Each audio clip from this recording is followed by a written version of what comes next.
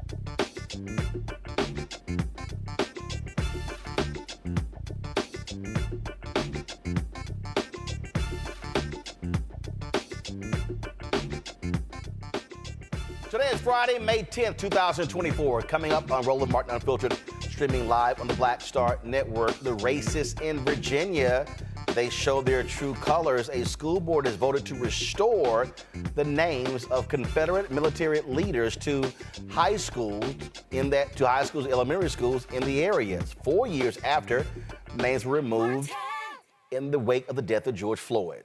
Abbott Elementary star Sheryl Lee Ralph joined Vice President Kamala Harris on a reproductive health rights tour. We'll show you some of that. In Galveston, Texas, a redistricting case is headed to the Fifth Circuit Court of Appeals. The plaintiffs are trying to stop the county commissioner's court from breaking up a majority-minority district where Black and Latino residents make up 58% of the population. We'll talk to the lawyer fighting in that case. 5 years ago, Ronald Greene was viciously beaten by 6 Louisiana state troopers. His mother, Mona Harton, will be here to update us on her fight for justice for her son. And 110 years ago, mother Viola Ford Fletcher was born. Today, one of the remaining survivors of the 1921 Tulsa Race Massacre celebrates her birthday. It's time to bring the funk on Roland Martin Unfiltered. On the Black Star Network, let's go. He's got it. Whatever the miss, he's on it. Whatever it is, he's got the scoop, the fact, the find. And when it breaks, he's right on time and it's rolling. Best believe he's knowing. Putting it down from sports to news to politics. With entertainment just for kicks, he's rolling. It's on go, roll, roll, y'all. It's Roland Martin, rolling with Roland now. He's funk, he's fresh, he's real, the best, you know he's Roland Martin now.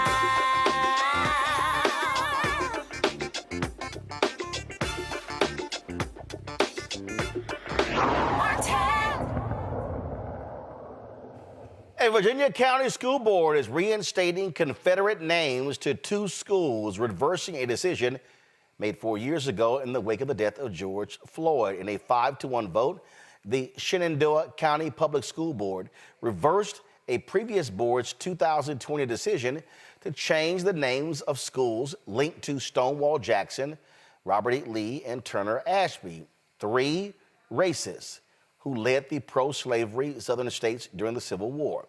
The decision came after an hours-long meeting. More than 50 people opposed the reversal. Here is some of what took place. I can't believe that we're here again.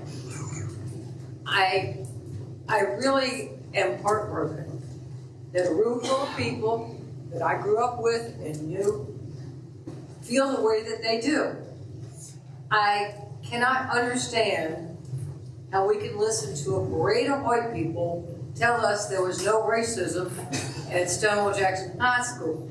The only people that we need to hear from in terms of racism are the people that suffered from racism, my African American brothers and sisters. I really would like to advocate for my brothers and sisters and suggest that we not change the names back because it hurts people. I don't think that people are taking into consideration they are hurting their friends and neighbors by sitting up here and saying that racism still doesn't exist.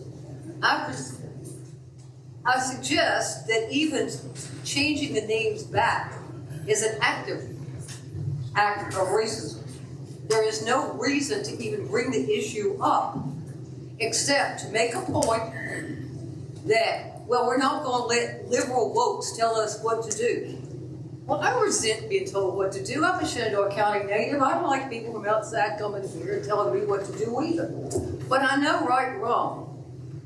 And it's not right to be deliberately racist. It's not right to make statements that are deliberately racist. And it is absolutely wrong not to take into consideration the passionate feelings of my African American brothers and sisters. First of all, this is one final chance to decide whether Shenandoah County is going to maintain names that are non-controversial, names that will remain non-controversial. Nobody needs to argue about the name Mountain View or Honey Run. Chances are, at some point, if these names are reversed, they will be reversed again, okay? The basis for the Confederacy is best spelled out in the cornerstone speech of Alexander Stephens, Vice President of the Confederacy. He made it very clear that secession and their purpose was to maintain what they said was the view that black people were inferior and were destined to live in slavery. Robert E. Lee believed nothing less. Stonewall Jackson, we don't have too many statements from him on it, but we know what he fought for. Turner Ashby led a mob raiding the home of an anti-slavery plantation owner in Clark County. Okay, these are things that this heritage, as we call it, are about. I understand sentimental attachments. I went to Central. Fortunately, that name is never going to be argued about either. But the thing is, people talk about generals. You can still be generals, Mountain View generals, okay? If people are attached to that name, that's already there. But do we want to be remembered as the county that reversed these names to bring back this horrible history and celebrate slavery and those who fought for it? Or do we wish to maintain names and be in the 21st century? Thank you. Now, according to the Virginia Department of Education, more than 5,600 students attend Shenandoah County Public Schools. 75% are white, 18% are Hispanic, and 3% are black. My panel, Michael Imhotep, hosts the African History Network show out of Detroit, Kelly Bethel, communication strategist out of Washington, D.C., Matt Manning, civil rights attorney out of Corpus Christi. Well, Kelly, these white racists, they love Confederate monuments, and they didn't give a damn what those white folks there had to say. It goes to show you that the party today that stands and supports the Confederacy, Republicans, conservatives. Well, yeah, I mean, this does not surprise me. I'm actually more surprised at the fact that initiatives such as this haven't been more prevalent since 2020 and the death of George Floyd, and that there were conversations out there of people really thinking that these initiatives such as renaming things, taking down statues and the like would be reversed eventually because it was geared towards basically performative activism. And the board in Virginia seemed to agree with that sentiment and thought that, oh, we are past George Floyd now. We are past Black Lives Matter now, so we can slip this under the radar and get our stuff back and make America great again, or whatever the mantra is or the motive is to basically preserve racist history. You know, from just an American perspective of this, it makes absolutely no sense to keep names of Confederate anything in American lexicon, being a statue or a school or any type of monument, because you are literally upholding the traitors of this country, because that's what they are. That is exactly what they are. So, trying to preserve racism aside, it makes no sense to want to preserve traitorous history either. These folks love their white domestic terrorists, Matt. Pure and simple. They absolutely do. And, Kelly was 100% right. This is treason, and this is the glorification of treason. Now, I'll tell you what is particularly academically interesting to me about this scenario is, at least in what I read, there's an allegation that a large majority of people in that community want those schools to be renamed. That's abhorrent and it's reprehensible, and there's no question about that.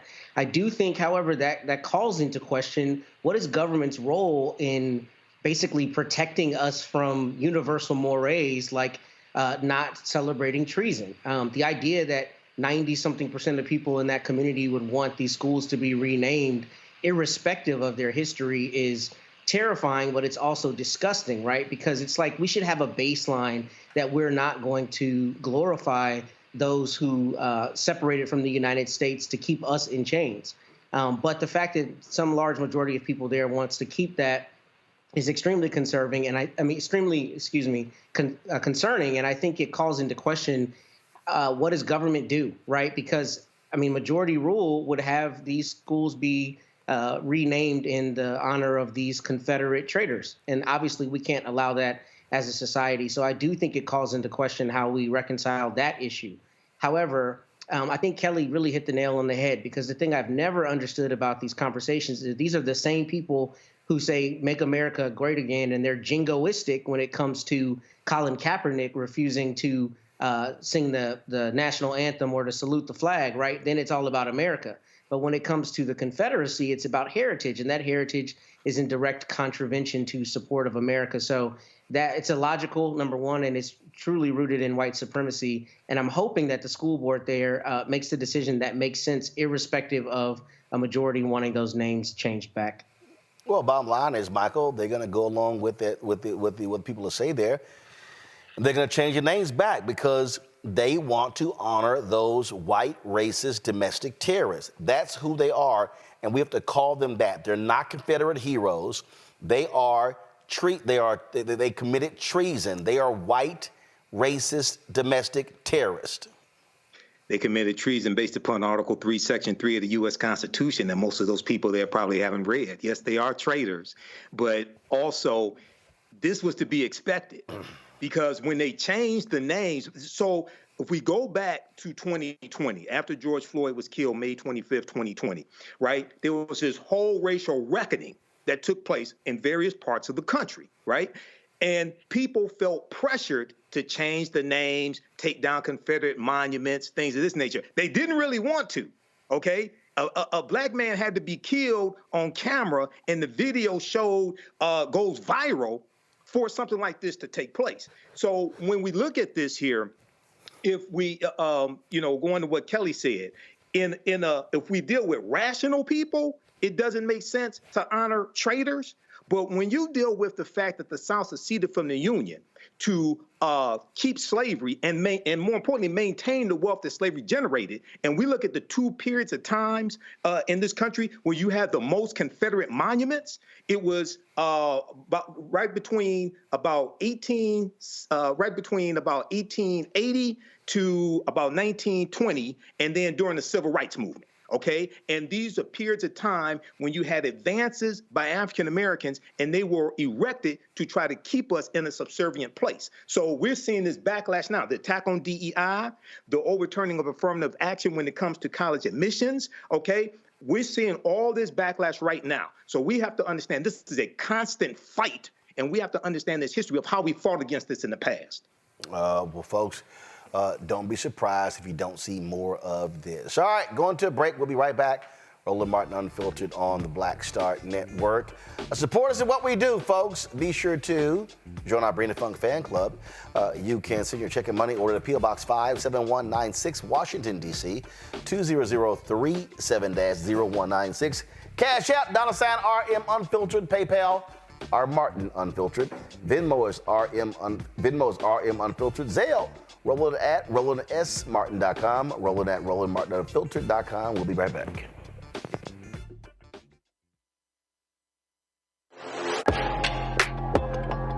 A lot of y'all have been asking me about the pocket squares that we have available on our website. You see me rocking the Shibori pocket square right here. It's all about looking different. Now look, summertime is coming up. Y'all know, I keep trying to tell fellas, change your look, please. You can't wear athletic shoes every damn wear. So if you're putting on linen suits, if you're putting on some summer suits, have a whole different look. The reason I like this particular pocket square, the Shibori, is because it's sort of like a flower and looks pretty cool here versus the traditional boring silk pocket squares.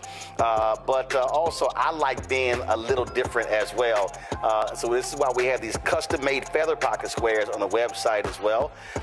My sister actually designed these after a few years ago. I was in this battle with Steve Harvey at Essence, and I saw this at a St. Jude fundraiser. I saw this feather pocket square, and I said, well, I got some ideas. So I hit her, and she sent me about 30 different ones. And so this completely changes your look. Now, some of you men out there, I had some dudes say, oh, man, I can't wear that. Well, if you ain't got swagger, that's not my problem. But if you're looking for something different to spruce up your look, fellas, ladies, if y'all looking to get your man a good gift, I've run into brothers all across the country with the feather pocket squares saying, see, check mine out. And so it's always good to see them. And so this is what you do. Go to RolandSMartin.com/pocket squares. You can order Shibori pocket squares or the custom-made pocket squares. Now, for the Shiboris, we're out of a lot of the different colors, and I think we're down to about 200 or 300. So you want to get your order in as soon as you can, because here's what happened. I got these several years ago, and the Japanese company signed a deal with another company, and I bought them before they signed that deal, and so I can't get access to any more from the company in Japan that makes them. And so get yours now. So come summertime, when I see y'all at Essence, y'all could be looking fly with the Shabori Pocket Square or the custom-made Pocket Square. Again, RolandSMartin.com/Pocket Squares. Go there now.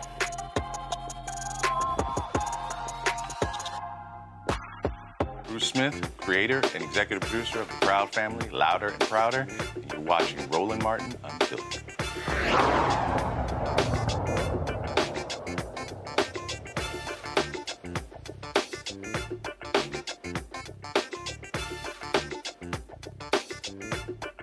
All right, folks, welcome back to Roland Martin Unfiltered. Xavier University, Louisiana, it canceled its plans for U.S. Ambassador to the United Nations, Linda Thomas Greenfield, to deliver its 2024 undergraduate commencement address after students voiced their displeasure with her stance on the war in Gaza. Thomas Greenfield was scheduled to speak at Saturday's ceremony for the Xavier's College of Arts and Sciences graduation. Yet, Dr. Ronald Greene released this statement. In recent days, we have heard the voices of a number of students and others in the Xavier community who have expressed reservations over the invitation to Ambassador Linda Thomas Greenfield to serve as our 2024 commencement speaker, and have shared their strong views on the United States position on the conflict in the Middle East. There are also many in the community who admire Ambassador Thomas Greenfield and believe she would meaningfully contribute to the commencement ceremony. That said, everyone's goal is to have a commencement ceremony that appropriately honors the graduates and their achievements. The vast majority of students want to be able to enjoy a commencement ceremony free of disruptions. Therefore, we will not be moving forward with the commencement speaker as originally planned.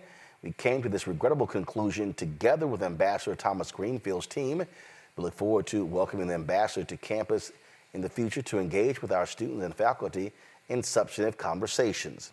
Xavier exists to fulfill its mission rooted in the values of justice, the pursuit of peace, and the elevation of the human spirit.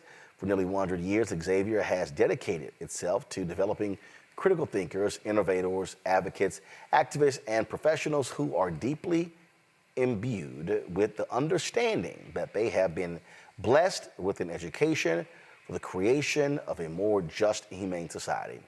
Founded by St. Catherine Drexel and the Sisters of the Blessed Sacrament, Xavier boldly fulfills its mission to prepare students who assume roles of leadership and service in a global community. Today that mission remains as necessary and relevant as ever. Through prayerful discernment, dialogue, and steadfast fidelity to our faith and calling, may we be instruments of peace. You know, Matt, looking at that statement there, I mean, look, you've had USC canceling its graduation over concerns about security because it's valedictorian, Muslim. Cal Berkeley today, you had some folks who were shouting, protesting there. You got people been raising concerns and students and faculty about President Biden addressing Morehouse. Just your thoughts on this rancor around administration officials speaking at commencement this year. Well, you know, I think first, the people who tend to take umbrage to this are the same people who laud the Proud Patriots at the Boston, where they threw the Tea Party, Boston Tea Party, right? Protest is okay as long as it fits your narrative. Protest is a problem if it doesn't meet your narrative. And I actually think Xavier took the wrong position here. I understand not wanting to foment this rancor and have people at a graduation ceremony, which, no pun intended, is about pomp and circumstance. You want people there to be able to walk across the stage and celebrate this with their families. However, colleges have always been and must remain in society a place where free speech is at its boldest and is at its most robust. Therefore, I think Xavier made a mistake by capitulating. I think it's good that there are students who are bold in their standing against the ambassador's position. I think that is important and is fruitful in a society based on free speech, at least theoretically. But I don't think that the college should have gotten rid of her unless there was credible threats that there was going to be violence or whatever. I think right now these university administrators are concerned about how to address this. They don't know how to toe the line between free speech and making sure that there is decorum and safety and security on campus. But this is where this is supposed to happen, at colleges. Students are supposed to protest. Students are supposed to speak out. Students are supposed to have an issue. And frankly, if an issue comes up in the graduation, then you deal with it appropriately. But I think it is unfortunately cowardly to back away from somebody you have as a speaker because some contingent of people don't want them to speak. I think you deal with the consequences when it happens. And that's my opinion on it. Michael, agree, disagree? I agree with Xavier. Personally, I would ask the question, you know, when we have commencement speeches, right? The graduation is for the people who earned enough credits to graduate. So at a graduation, I would want somebody who I would really want to hear. I would want somebody who's going to be inspiring, who's going to be entertaining, okay? Now, she's a brilliant woman, Linda Thomas Greenfield, not to take anything away from her, but I would ask the question, what was the process that Xavier went through to choose a commencement speaker? Was it by student poll or, you know, how'd you come up with this? So with them, and Matt mentioned protests. Well, I think there were people protesting against her being there. And universities where you have discussion and things, you know, things of this nature, and everybody's not going to agree. But if they say, well, wait a second, also keep in mind, parents are coming to the graduation.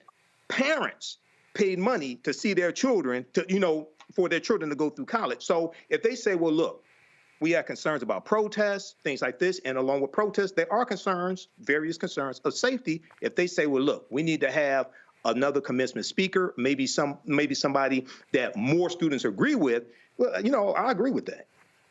Kelly. I disagree with Matt's position. I understand it, but I definitely disagree with it because in my head, what's good for the goose is good for the gander, right? And I think there's a lot of pushback in how these students are reacting to officials, elected officials, appointed officials, frankly, any officials associated with the Biden administration. I think people are looking at that differently because they are coming from a predominantly left-wing point of view. I refer to when Betsy DeVos was a commencement speaker. I can't remember which HBCU it was. But that was Bethune-Cookman. Thank you.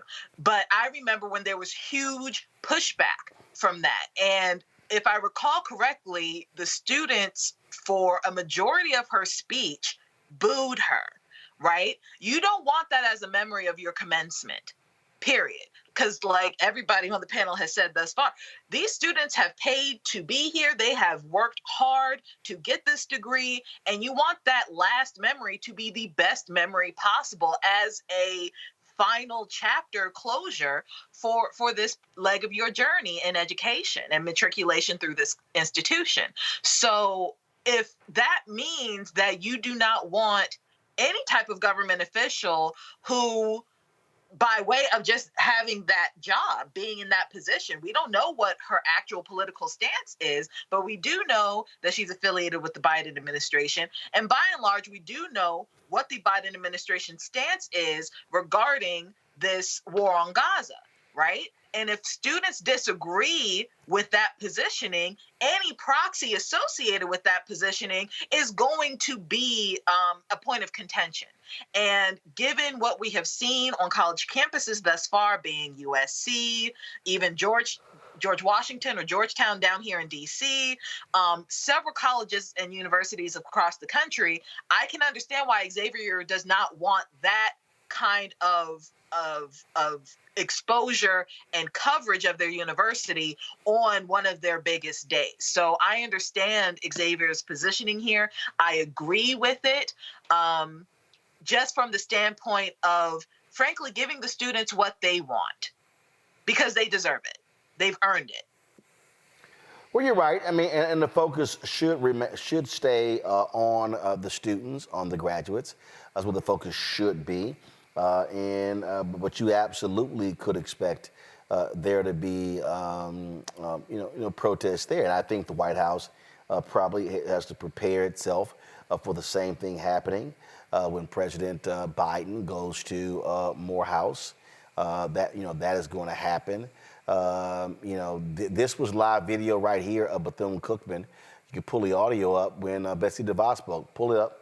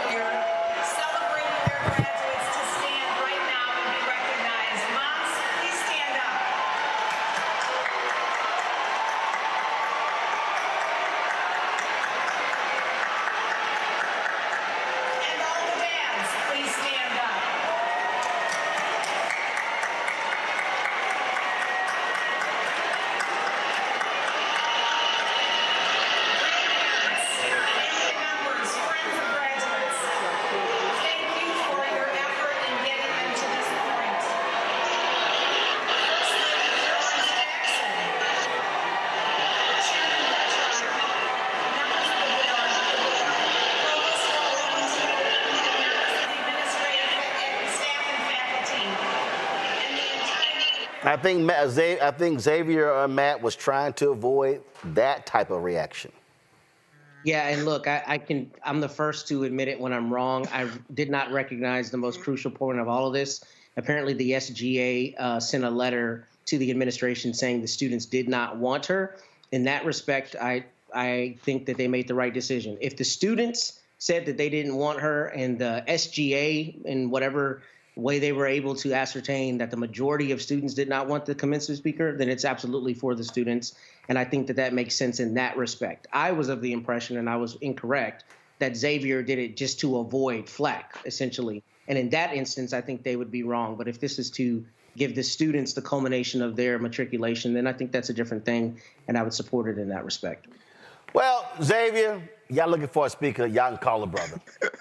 Or me, a Sigma. I do commencement speeches also. I do commencement speeches. Why? Either one of us would be great. Either one of us would be great. Okay. No, only one of us would be great. Oh, we'll be great. I'm aspiring as well. I interweave history into my commencement speeches also. But what commencement speeches have you given? I'm giving a few, Roland. I'm giving a few. It's been a few years. Name them. I do more lectures. There was a charter school here. It was there last year. And a sister invited me. I forgot the name of the charter school. It was a... Hold up. How you have a few commencement speeches and you forgot the one you got invited to last week? Even Kelly looking like... No, I ain't say last week. Last year. How you can't even remember? Last year. I mean... It's been a few years. I don't do it as much as you, Roland. I have done it. It's been a few years. Okay. Yeah. All right. I mean, I could sit here and say Wilberforce. Yeah. Jackson State. Right. Lemoyne-Owen. Right. But see, I've never been on CNN and MSNBC before. Florida Memorial. I ain't been on CNN in 11 years. But I've never been on CNN. Florida Memorial. Stillman. Right. Lane. Kelly, you came with that face. South Carolina State. Right. University of Virginia, Lynchburg. Well, maybe they'll call Michael M. Hotel. I do speak at events. I do get asked to speak. Virginia State. Yep. Bowie State. You want me to keep going? No. This is only a 2-hour show. You want me to keep going? I mean, I think it's like. You don't do. I think it's like. No, you spoke. I think it's like 20. I think it's like 21, 22. Yeah, because you would call me. Matter of fact, hold on. Let me the radio show. Hold on, let me you see. couldn't do it. That's how we connected. Let me see. Hold on. Because you say, Michael, I got to speak. I got to speak here tomorrow. Can you do my show? So I know you spoke there, Roland. Nobody's doubting that. I mean, I'm just sitting here, just checking. I ain't. Nobody say you didn't speak at HBCUs. I ain't go to the wide shot, Anthony. Yeah, I ain't. I'm just saying, I ain't got. Since I'm just saying, See, let's see here. That's Bowie State right there. We can go ahead. Right. Hold up. Let me just go ahead. Right. That's Bowie State right there. So that's. I'm surprised Kelly ain't getting a little shout out her little school. My little school. Wait a minute. Kelly. You know. Let's see here what we got over here. All right. Yeah. No. See, we got. Hold on. We got. Let's see here. That's Morgan State right there. That's Morgan State right there. Right. Hold on. Let's see right here. What's this right here? Oh, that's Lincoln University in Pennsylvania. Oh, I forgot. Philander Smith, Texas Southern University. We ain't got time. I mean, I'm just saying. Right. You know, Grambling State. Well, you know. Nobody disputed that. Because I was one of the people that held down your radio show while you went to travel to go do the speeches. So nobody disputed that. Yeah, just sometimes you got to remind folk. You know, sometimes you got to remind folk. You know, sometimes who starts feeling their oats. You know, sometimes you gotta let them know. Gotta let you Sigmas know that when you roll up against the Alpha, it don't end well for you. All right, Kelly, why you looking like that? Welcome back, Kelly. Welcome back. This is what you came back to. Kelly, why? First of all, Kelly, he started it. He threw that little He did. Oh no. I know who my anger is directed at. That part, I'm good on it. What? All I'm saying is I do commencement speeches too. That's all. That's all I'm saying. Okay. He just couldn't remember the one he did last year. It wasn't last year. It was at least 5 years ago. Oh, God, no. 5 years. It was a charter school that was closed. Ooh, Lord, 5 years. Damn, it was a charter school that was closing. Michael, this is not going well for you. You are not helping. I'm serious. No, Mike, this ain't going well. This ain't going well for you. This ain't. You didn't hear me. Now you said I did a charter school. You didn't say the closing part. Oh no, yeah, it was there last year. It was a charter school that was closed. It was there last year. Yeah. Woo. Okay. All right. Let me go to a break because Michael needs to gather himself. Well, he's been gathered. He needs to collect himself. He's been gathered. And look. Hey, Matt, you can't blame this. Cool. Matt, you can't blame this one on me. I mean, I'm cool. Blue fire all day. I'm smooth. I'm cool. Yeah. Let's go to commercial break. Yeah, that every 5-year commencement. Okay. Just go to commercial break. My name's Bennett. I'm not in it. That twice a decade commencement. We never are, Matt. We never are. that twice a decade commencement. All right. I ain't even gonna go get them 5 honorary degrees off the wall in my kitchen. All right. What you shaking your head for, Bat? I'm just saying. My name's Bennett. Break. Let him go to break, brother. I'm good. I own it. We ain't gotta go to break. All right, we come back. We come back. Vice Presiden Kamala Harris, Sheryl Lee Ralph talk reproductive rights. We'll show you some of that conversation. We get back on Roland Martin Unfiltered, life member, Alpha Phi Alpha, 35 years on the Black Star Network.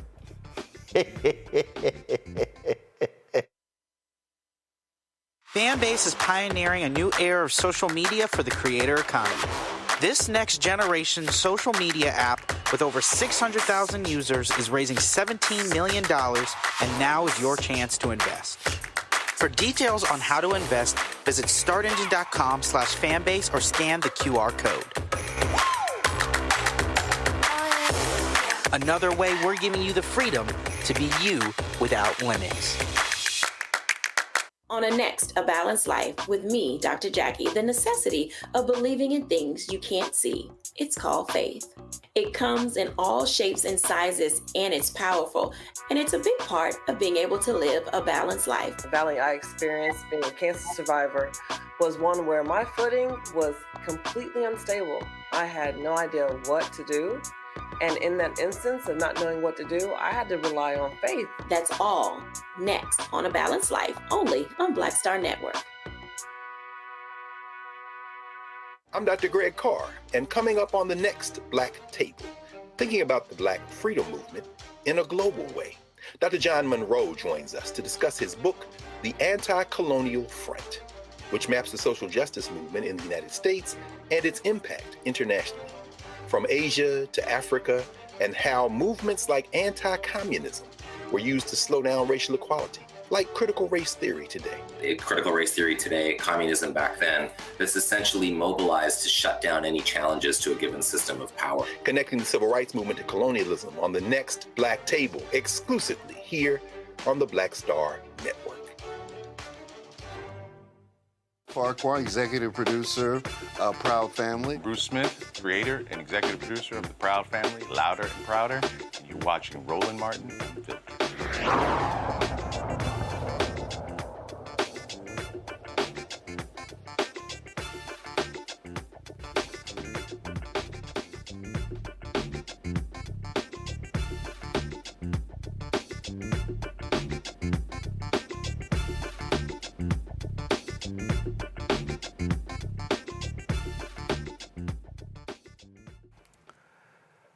Vice President Kamala Harris resumed her conversations on reproductive freedom tour, this time with Emmy Award-winning actress Sheryl Lee Ralph. The conversation centered around abortion access and women's health care during a campaign event in Pennsylvania's Salus University in Montgomery County.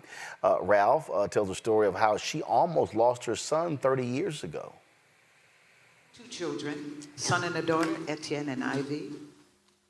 And when my son was born, it almost didn't happen. I had lost my amniotic fluid. And most of us know in here, that's the fluid that surrounds the baby in the womb.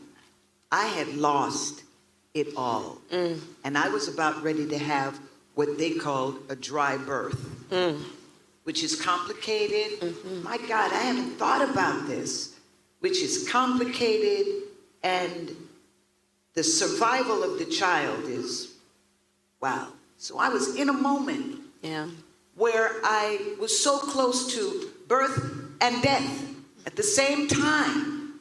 And this doctor says to me, you have one chance right now for a viable delivery. I'm listening to this as I'm trying to deliver my child. Suppose my child was not viable, and in that moment, you're going to, now, you know what it looks like. In that moment, if that doctor were to deliver and excavate the child from my womb, they would have gone to prison. These are the kind of things we have got to think about. That happened to me. But that was 30 years ago. I had more rights 30 years ago. Vice President Harris warned the crowd that abortion restrictions in more than a dozen states could spread nationwide if Republican candidate Donald Trump is elected again, and more women could be affected by the overturning of Roe v. Wade, which took place 2 years ago. Ralph and Harris both say it's time to trust that women can make the best decisions about their bodies. And when we talk about freedom, why is it that we are still having to have a conversation over and over and over again about how important it is to trust women? Why do we have to keep talking about the choices that women must make for themselves? And why are we having to talk to so many women to let them know how important they are in this re-election on this subject, and how important it is to vote for your own best interest?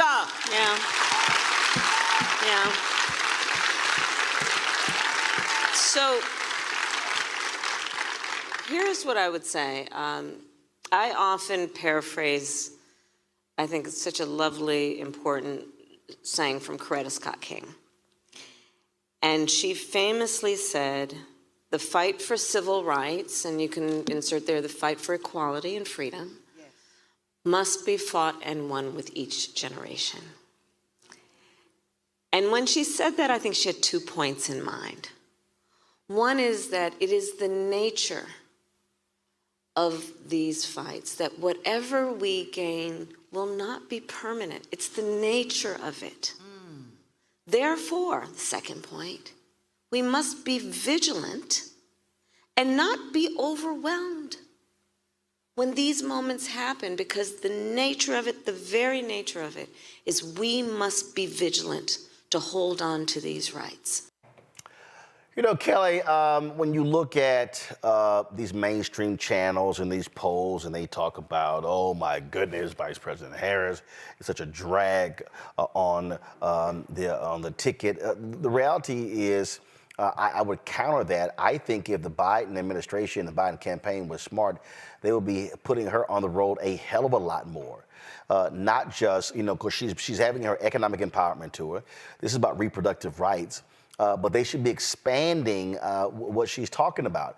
And the bottom line is, look, we know Biden is not doing as many events as possible.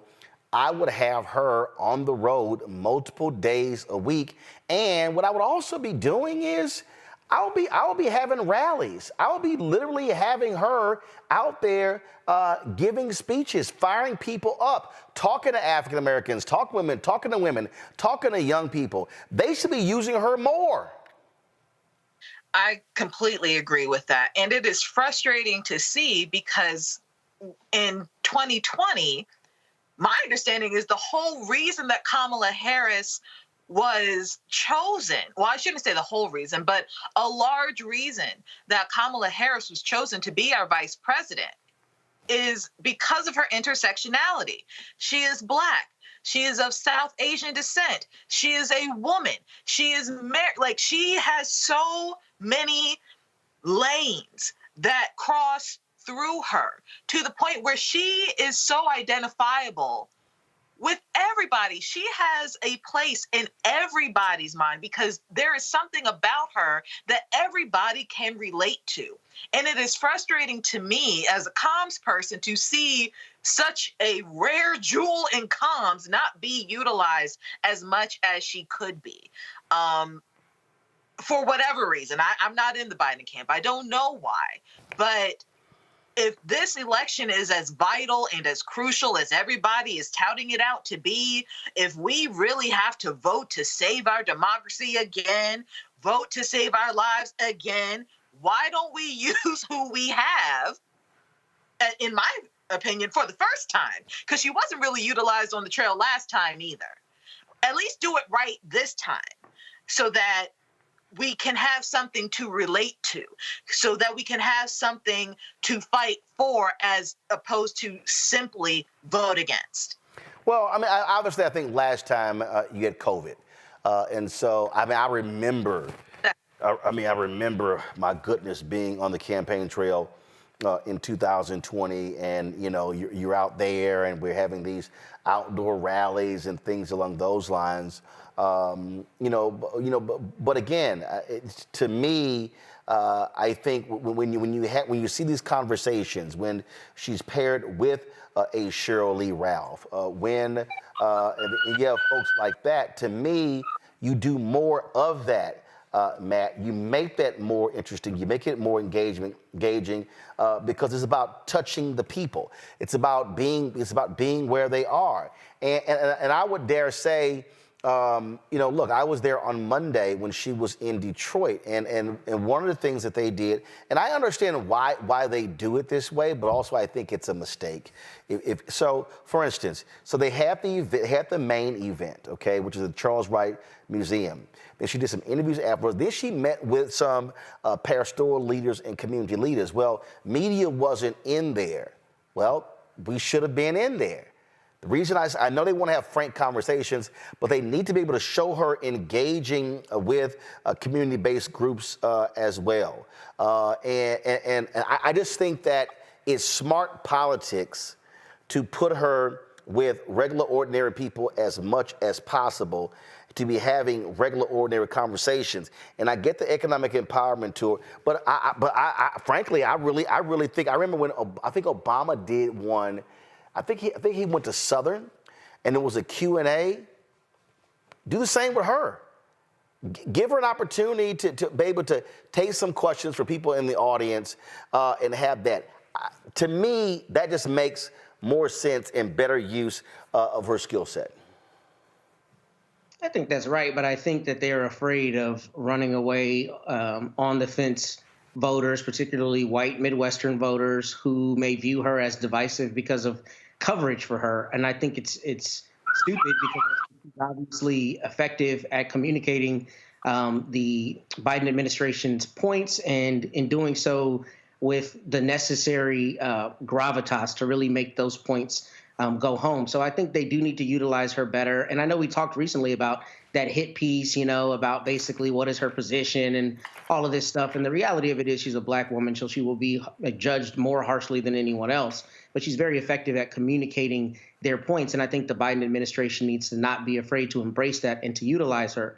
But I think one thing we have to talk about with this story in particular is, before we came on the air today, I read a story that the Texas Supreme Court just issued an opinion today, 21-page opinion, where they said a woman who had paid her doctor to perform a tubal ligation where the doctor did not actually perform it and she had a baby was not entitled to emotional damages, mental anguish damages, and all of that, because the Texas Supreme Court said a baby is a blessing and not an injury by virtue of the fact that she did not get the reproductive right, that she had paid for with her doctor. I think they construed it wrong because they tried to make it about abortion, and it's really more about a breach of contract if you consider that she paid the doctor for the procedure. But the bigger point is this. Women across this country and anybody with their eyes open should be concerned about the fact that courts and politicians are eroding our rights in front of our very eyes. And I think right now it is the time for the Biden administration to run full speed ahead to not only talk to its own base, but to run to those other voters who are on the fence and who don't like Donald Trump and who don't like the Republicans, to say, this is an attack on your decision about your own body. Even if you don't agree with people's decision, you should agree that they have the right to make the decision. And I think the Biden-Harris administration needs to be beating that drum very, very, very strongly, because if you notice, the Republicans, and particularly Mr. Trump, does not have a strong position on this. He keeps deferring to the states should have their own ability to choose. And I think that's because they know that that is no longer the feather in their cap. So I think the Biden administration needs to leverage that in its messaging and put her out there in the forefront. Well, look, Michael, I said last year, and I still say it, that part of this issue is being on what I call an education and enlightenment tour. That's one of the things that needs to be happening, and I'm glad to see these here again. I mean, this right here is, I remember we were in Jackson, Mississippi in 2020, and it was nothing but being in mass parking lots, and people were staying in cars, they couldn't get out. COVID was impacting all of that, and so it was just a totally different feel, if you will, in terms of campaigning than what we're seeing actually happen right now. But I absolutely think that she was in Detroit Monday. Detroit, right. Then, of course, in Pennsylvania today. Also, to taking advantage of the weekends. You have to have messengers. You have to have messengers who are talking about the message. And the message can't just be abortion. It can't be. And so I think, again, utilizing her, and what's interesting to me is I don't even understand why the campaign is not even using surrogates in a much more aggressive way. I'll be honest with you. I'm going to tell you straight up right now. I have not gotten a single email or a text message from the campaign saying, hey, we would like for somebody to come on. Mm-hmm.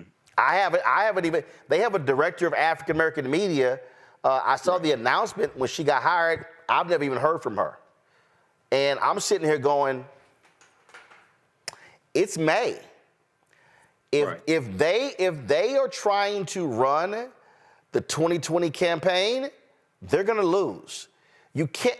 We're living in the cycles have moved so fast that how you run has to totally change. And I'm just not quite. And I see when they have Mitch Landrieu, and I see when they have the press secretary, the deputy press secretary on CNN and on CBS and ABC. But I'm like, y'all better be sending out a hell of a lot more messengers on a more frequent basis, because this idea of, well, the summer doldrum, we could just, you know, June, July, conventions in August, we could start up in September.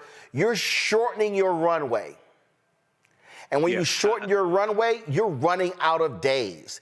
Right now, they have to be hitting people to go, oh, they've done that, they're going to fight for this, and this is what they want to accomplish over the next 4 years. Then you got to convince those people they're not registered to register. Then you got to get those people who are registered to then vote. You can't go from just, hey, vote, vote, vote, if you're not even registered right now. Then you got to sit there and fight the temptation of the couch from folks who say, I don't think you've done enough. To me, that means using her in a much more effective way.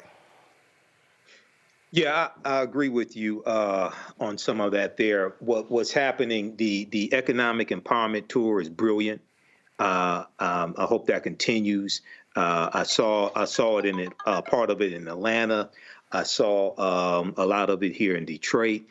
The women's reproductive rights, because this is even more than just abortion. It's dealing with women's reproductive rights. That campaign, those interactions with people like Sheryl Lee Ralph are extremely important as well.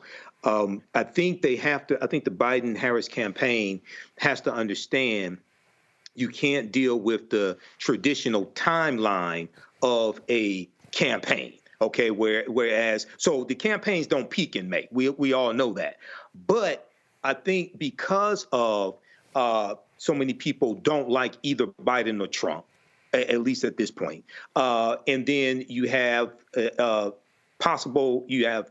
more interest in third-party candidates, you have to really drive home the fact now of what has been accomplished. This is something I've talked about a lot on this show, especially with, for instance, the $1.9 trillion American Rescue Plan, which saved the economy. And no Republicans in the House or the Senate voted for the bill. And the reason why it's so important to talk about what you accomplished is that bill passed in March 2021.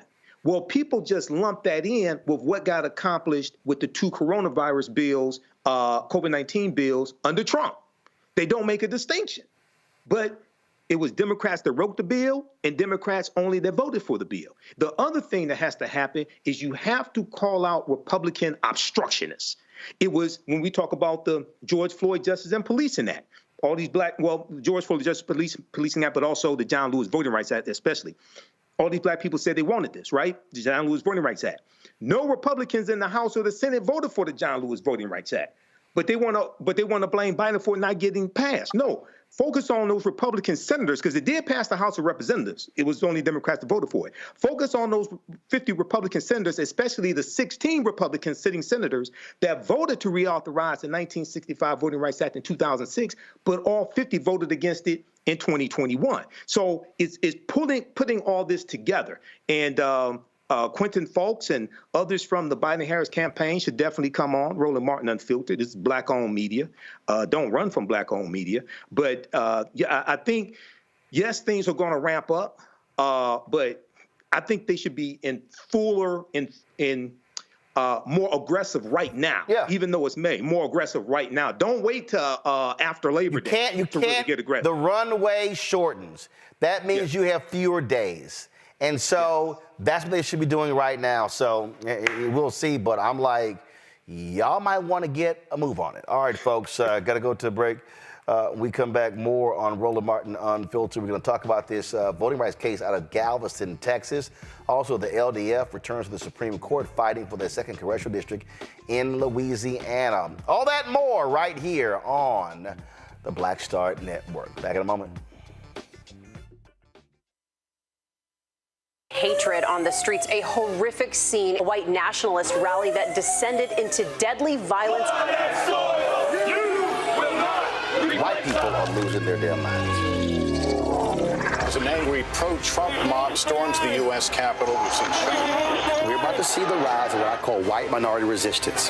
We have seen white folks in this country who simply cannot tolerate black folks voting. I think what we're seeing is the inevitable result of violent denial. This is part of American history. Every time that people of color have made progress, whether real or symbolic, there has been what Carol Anderson at Emory University calls white rage as a backlash. This is the rise of the Proud Boys and the Boogaloo Boys. America, there's going to be more of this. Here's all the Proud Boys, guys. This country is getting increasingly racist in its behaviors and its attitudes because of the fear of white people. The fear that they're taking our jobs, they're taking our resources, they're taking our women. This is white fear.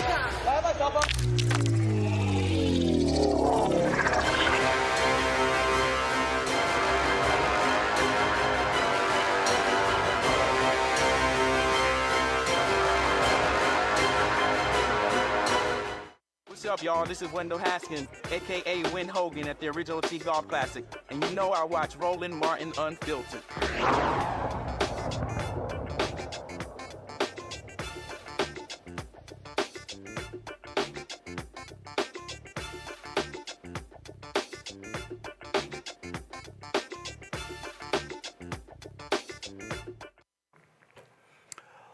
Let's go to Texas. The Fifth Circuit Court of Appeals will hear the case next week about the only district in a county where Black and Latino voters can determine election outcomes. In 2021, Galveston County's Commissioners Court put forth a plan that chopped up the only majority-minority district where Black and Latino residents make up 58% of the electorate.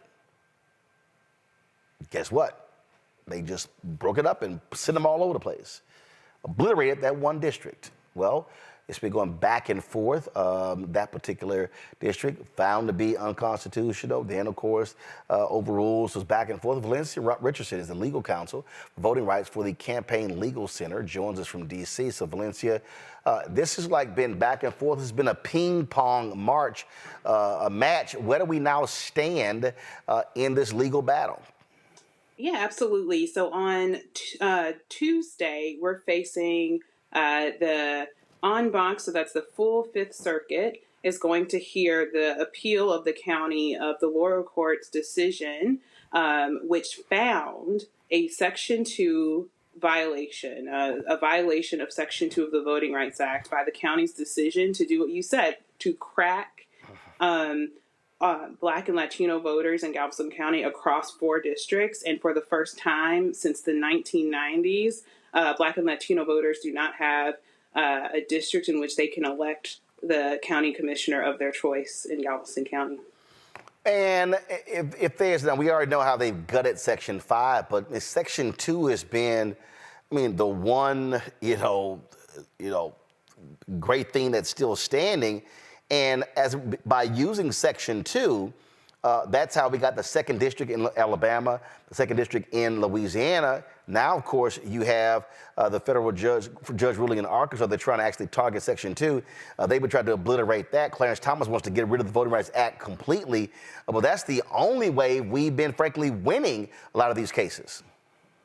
And I think that Section 5 point is so important because Galveston County's decision back in 2021 to change the map the way it did, that was the first map that Galveston County passed absent Section 5 of the Voting Rights Act. So Galveston County used to be subject to that federal preclearance that was obliterated in Shelby County. And immediately after preclearance was no longer available to Galveston County's residents, the county passed a illegal and discriminatory map and violated Section 2. And so it's not a coincidence. The Shelby County decision in the dissent, Ruth Bader Ginsburg mentioned that it's like taking away an umbrella, but because it's no longer because you're no longer wet. But it's still raining, and Galveston County was a prime example of that. One of the first maps passed in 2020 after the census in 2021 that for a district that was formerly subject to preclearance. And it was, of course, discriminatory. So when it comes to Galveston County, is this the only Democrat district, or is it 4-1, or what's the ideological split in that county? At the current map, the ideological split is 4-0 Republican, but I think more importantly, the current map is 4-0 insofar that there are 0 districts now that Black and Latino voters can elect any candidate of their choice. As you mentioned, they're split up across 4 in where they are the distinct minority. There's just no way that Black and Latino voters could ever elect a candidate that they choose in any of those 4 districts. Questions from the panel. Matt, you first. So first, thank you for doing this work. My mother is from Texas City and from Galveston County, so this is, important to my family. I guess the question I have for you, though, is what do you think the Fifth Circuit is going to really focus on? The Fifth Circuit, we know, is notoriously conservative, and I have no illusions that an en banc Fifth Circuit is necessarily favorable to the plaintiffs. So what is your thought about what they're going to focus on as it relates to determining whether this map should stand?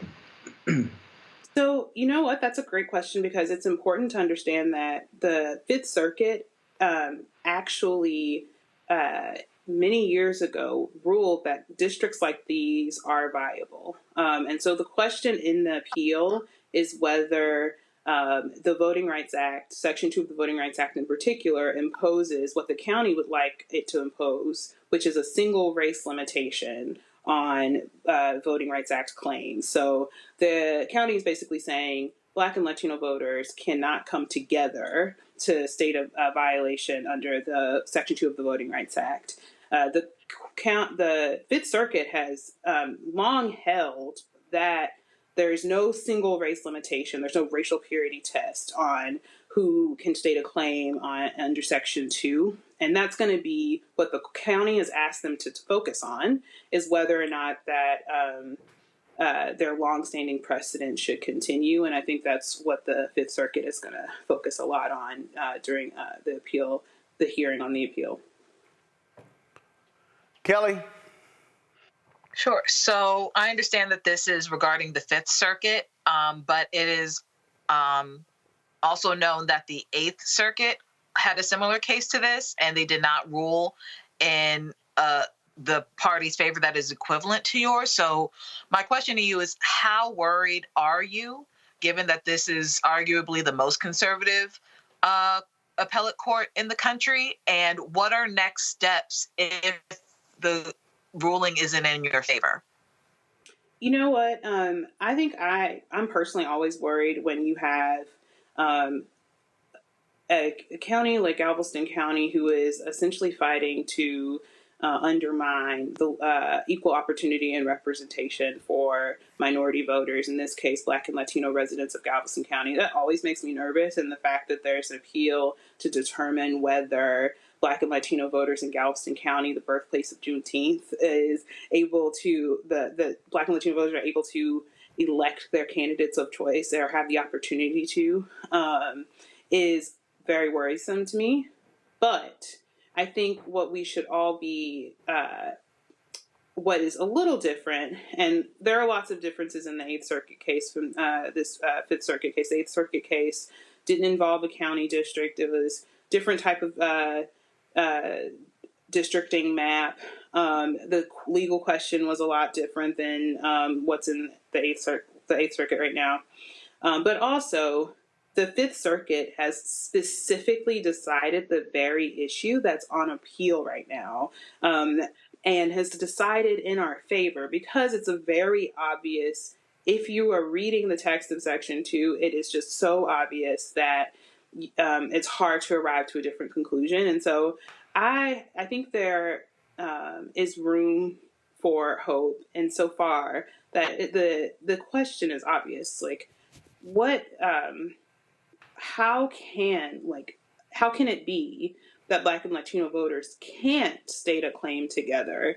And when we have all of this evidence, of clear history of discrimination, clear present day effects of discrimination.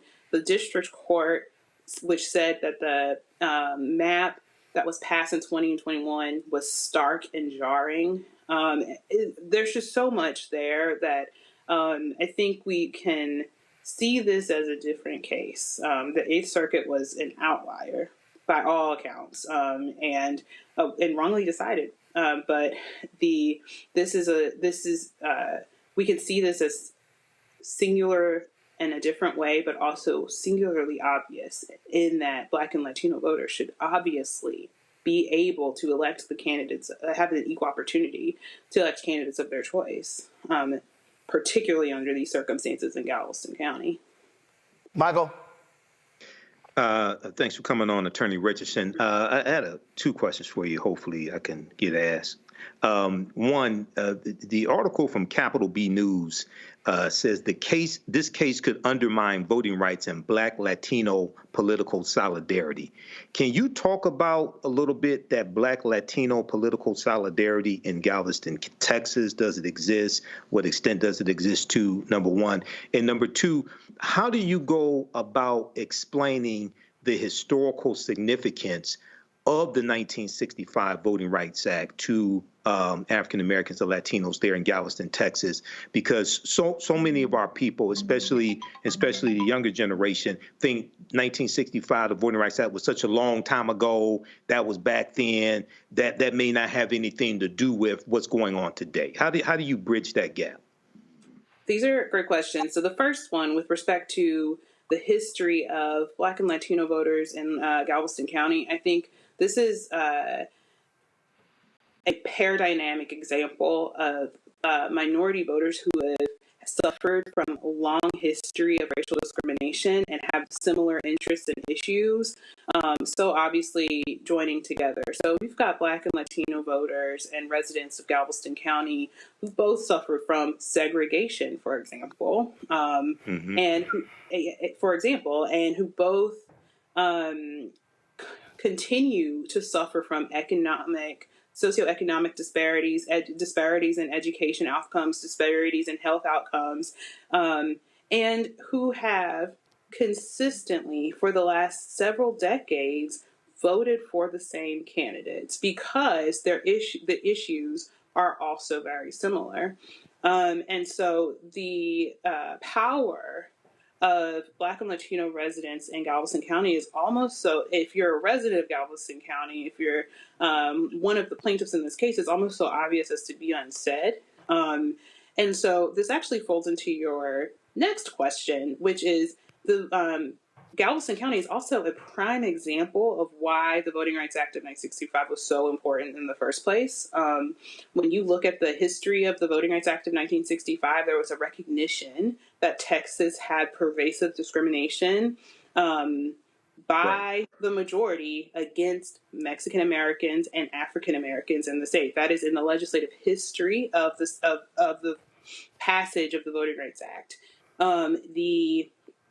When you look at the history of Precinct 3, which is the historical majority-minority district in Galveston County that was dismantled, you hear from Black and Latino residents who were there when it became a majority-minority precinct in the 90s, and when it was dismantled in 2021, felt like that importance because it was taken away from them by the county, and so they felt why the Voting Rights Act was important.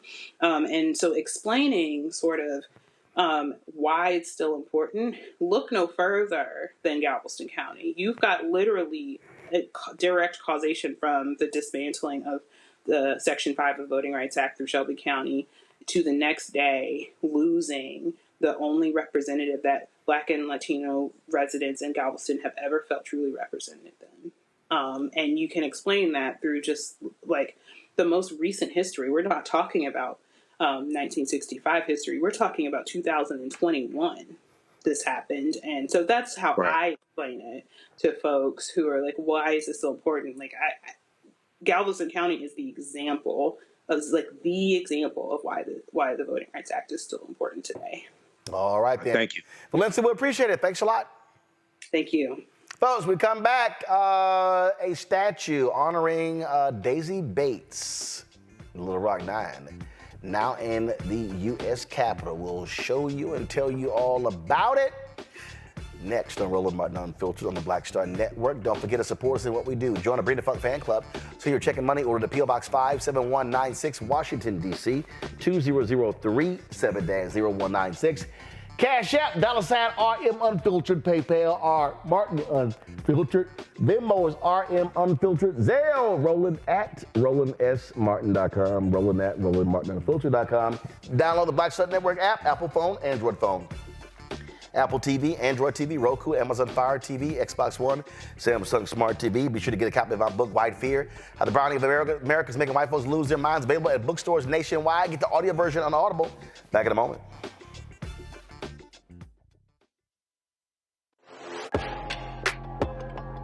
A lot of y'all have been asking me about the pocket squares that we have available on our website. You see me rocking the Shibori pocket square right here.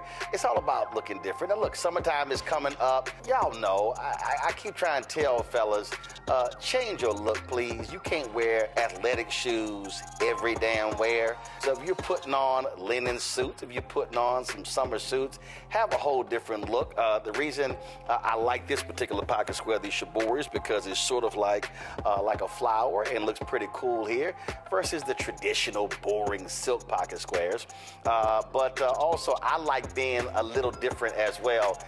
So this is why we have these custom-made feather pocket squares on the website as well. My sister actually designed these after a few years ago. I was in this battle with Steve Harvey at Essence, and I saw this at a St. Jude fundraiser. I saw this feather pocket square, and I said, well, I got some ideas. So I hit her, and she sent me about 30 different ones.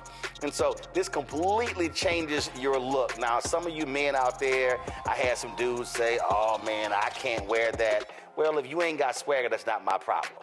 But if you're looking for something different to spruce up your look, fellas, ladies, if y'all looking to get your man a good gift, I've run into brothers all across the country with the feather pocket squares saying, see, check mine out. And so it's always good to see them. And so this is what you do. Go to RolandSMartin.com/pocket squares. You can order Shibori pocket squares or the custom-made pocket squares. Now, for the Shiboris, we're out of a lot of the different colors, and I think we're down to about 200 or 300. So you want to get your order in as soon as you can, because here's what happened. I got these several years ago, and the Japanese company signed a deal with another company, and I bought them before they signed that deal, and so I can't get access to any more from the company in Japan that makes them. And so get yours now. So come summertime, when I see y'all at Essence, y'all could be looking fly with the Shibori pocket square or the custom-made pocket square. Again, RolandSMartin.com/pocket squares. Go there now.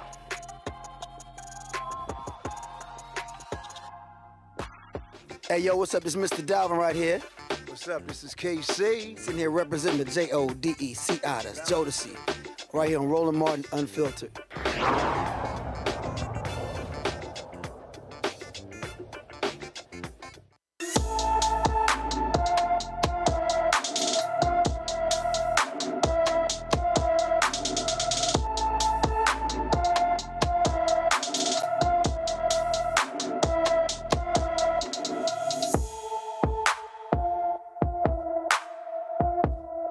Israel Robinson has been missing from Hendersonville, North Carolina since February 24th.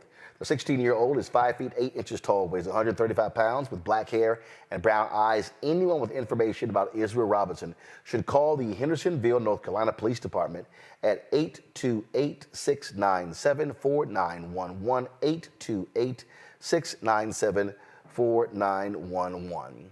Little Rock 9 activist and black newspaper owner Daisy Bates was honored this week with the unveiling of her statue in the U.S. Capitol. The statue of Bates replaces a statue of Arkansas figures from the 19th century. Bates was born in Huddock, Arkansas in 1914. 3 white men allegedly murdered her mom while she was an infant, which spurred her to become a civil rights activist. Bates led the Arkansas NAACP branch for many years and mentored the Little Rock 9 black students who were the first to integrate Central High School in the state capitol in 1957. Bates and her husband, L.C. Bates, founded the Arkansas Weekly newspaper. Now, what's interesting about this video here, if you look here, that she still is sandwiched between Confederates, Mississippi, Florida, of course, has made some changes. They got Mayor McLeod Bethune, of course, Arkansas sent Daisy Bates, but them good old boys in Mississippi, they still holding on to their Confederate heroes, Michael. They ain't trying to let them go. And matter of fact, today is Confederate Day in the state of South Carolina. All government offices are closed today in South Carolina. They just love them white domestic terrorists. Yes, they do, Roland. And when you read their statements of secession, you see why, because they said why they were seceding from the Union. They said it was to maintain slavery. They talked about how slavery was central to their wealth. We know Mississippi in 1860 was supplying about close to 2/3 or a little more than 2/3 of the world's cotton supply. So, and that's back on the backs of slaves. So, yeah, they're not going to, I mean, they went to war to maintain what they had. And then their descendants attacked the U.S. Capitol building January 6, 2021. So absolutely. But this is a great, not to take away from the accomplishments of Daisy Bates, because she helped mentor the Little Rock Nine. And they used to, if I remember correctly, in the documentary Eyes on the Prize, they interviewed her. And the Little Rock Nine went to her house every morning for breakfast, and she would help them with their homework, give them encouragement, things of this nature. So this is a big honor for Daisy Bates, but a slap in the face to put her between some Confederate traitors. And the thing here is, this is a photo here that was posted on the Twitter page of Congressman Jim Clyburn. And so in our U.S. Statuary Hall, she's only the second African American to be honored this way. Of course, Rosa Parks is also there as well, Matt. Yeah, I mean, and she is a titan. I mean, Michael's right. In fact, I read that she joined the PTA at Central High School. She didn't even have a child there. She was so holistic in her advocacy for those families, and the kids were coming to her house every day, and she was shepherding the parents through the enrollment process and making sure that they were able to fully realize the rights that they should have been able to realize. So I think she's a titan, and I think she is an exemplar, and it's a sad thing that she's in between two Confederates. And, you know, the reality is, I really like that Michael spoke so plainly on this. You know, when it comes to whether we should have these statues or Confederate Day or whatever, what you always hear people try to make this about is about heritage. But the wild thing about that is the heritage of the people who were contemporaries was about slavery. That's all this was about. So there's no way to co-opt that and make it about heritage or about anything other than the continuation of slavery and the degradation of Black people. And it is still that today. And no matter how much you try to co-opt that and repackage it, it cannot be repackaged. And this shows some of the schizophrenia that we have, if you will, in our common conversations these days, because Sarah Huckabee Sanders talking about Daisy Bates bringing people together despite working in the administration of the most divisive president who has preyed upon racist tropes and but also Sarah Huckabee Sanders, who's a governor of Arkansas, who was out there pushing for this anti-CRT law that was, of course, the federal courts just jacked them up. So she's full of it. And she's going to shuck and jive next February talking about Black History Month, right? I mean, that's the reality, is that we allow this back and forth and this vacillation where at the end of the day, when we're advantageous to play upon as being a part of the fold, you bring us in. And then when some yokel says that he wants, Confederates Day to be honored, then you say, oh, he's got a right to his heritage. And we both know that's BS. I mean, if you're really about America and American values, that is directly in contravention to that. But I do think that it's good that the state of Arkansas made a good decision to put such an exemplar like Daisy Bates there in the Capitol Rotunda.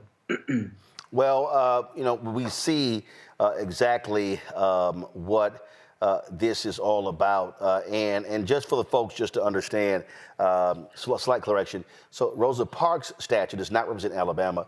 So the two are Daisy Bates, representing Arkansas, Mary McLeod Bethune, representing Florida. And so if you're on my iPad, what you see here, this is African-American art in the Capitol.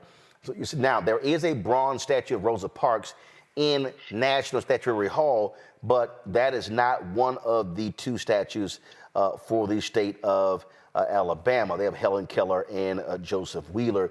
So you also see there is a bust, a bronze statue of Frederick Douglass. Again, you say Rosa Parks as well, and there are busts of Dr. King and Sojourner Truth, and portraits of Blanche Kelso Bruce, Congresswoman Shirley Chisholm, Congressman John Conyers. There are two of him, Congressman Elijah Cummings, Congressman William Dawson, Congressman Ron Dellums, Congressman William H. Gray, Congressman Augustus Hawkins, Congresswoman Ida Bernice Johnson, Congressman Perrin Mitchell, Congressman Joseph Rainey, Congressman Charlie Rango, and Congressman Edolphus Towns. And then there are paintings. As you see, there are murals.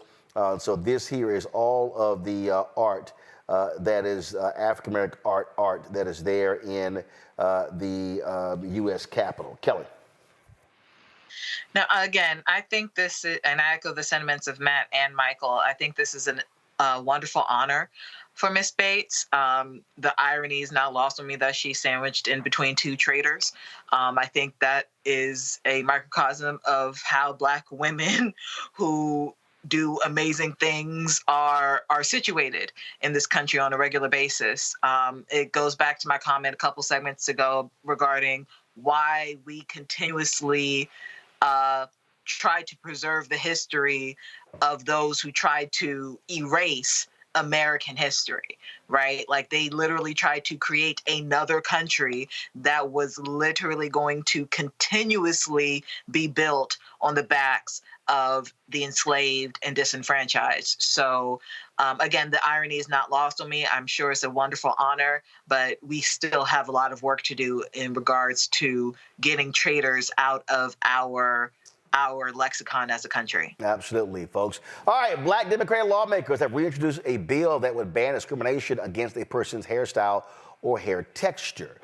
New Jersey Congresswoman Bonnie Watson Coleman led a group of 84 lawmakers in sponsoring the reintroduction of H.R. 8191, or the Crown Act, in the House. The bill was previously passed in the House in 2019 and 2022, but it was blocked in the Senate. If passed, the law would end race-based hair discrimination in schools and workplaces for Black Americans and other communities of color. So, I think that it's certainly important to do that, and we'll see if these Republicans have the guts in the Senate, Kelly, to actually move on the bill. It's been passed twice in the House. Now the question is, will the Senate do their job? I mean, let us hope, because like I've said on your show several times, my hair did not get me any job, any degree, any accolades or accomplishments.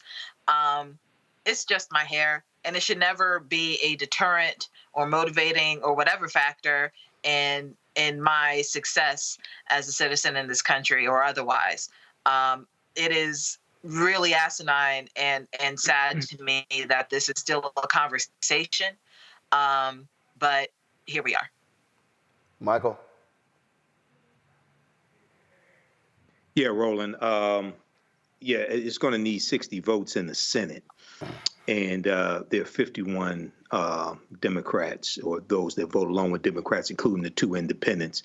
So pressure's going to have to put on the Republicans in the Senate to get it passed. But is he going to? I don't think it's passed the House yet. So I don't see this passing this 118th Congress, and Republicans control the House. I don't see it. They can try it, but what I think needs to happen is you need to mark those that vote against it in this 118th Congress and run against them in November 2024. Highlight that. These are people blocking what you want.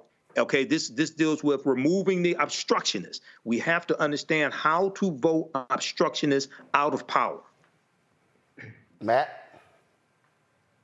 Sorry, I'll be the cynical voice. This isn't going to matter unless they find a way to take away schools' ability to govern their dress codes. I had a case almost like this recently. I read a bunch of cases from the Fifth Circuit, and they defer every time to the school board and the school board's teaching of decorum, and they have all these inconsistent cases. And I'll spare you the diatribe, but the long and short of it is it's largely symbolic unless schools are required to actually adhere to the law and they don't get the out of being able to control their dress codes. Once that is a companion part of this, then there will actually be justice in this respect, but there will not be unless and until that happens. All right then, folks.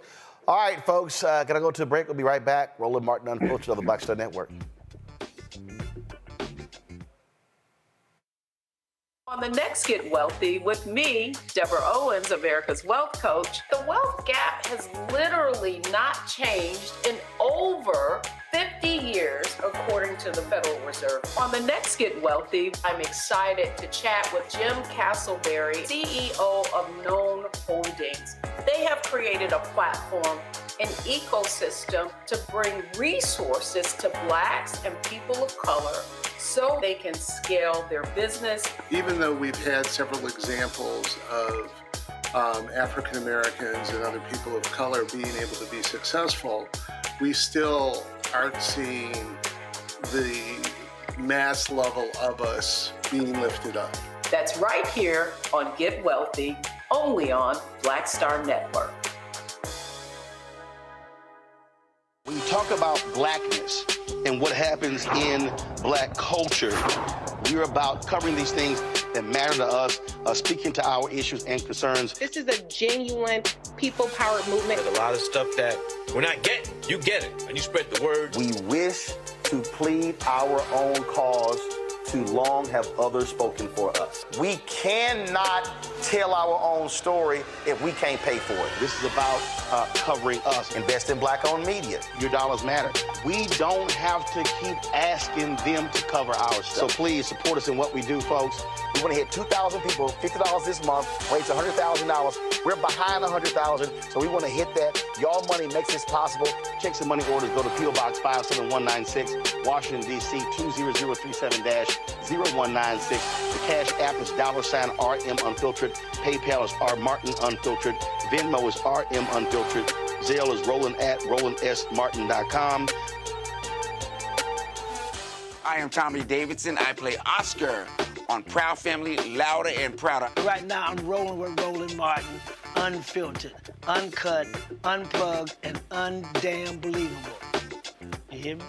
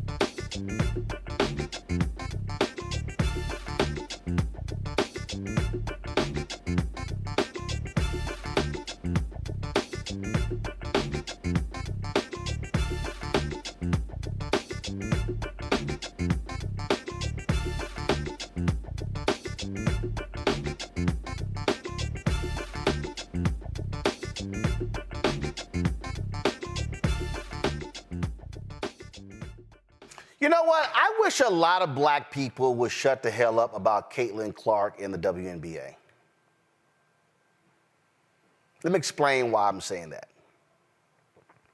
I've watched people do these commentaries. Oh, they sitting here giving the white girl more contracts than the black person. All this back and forth. Let me remind people of something. The NBA was in the gutter. The NBA was considered a drug-fueled league. In fact, let me help you all out.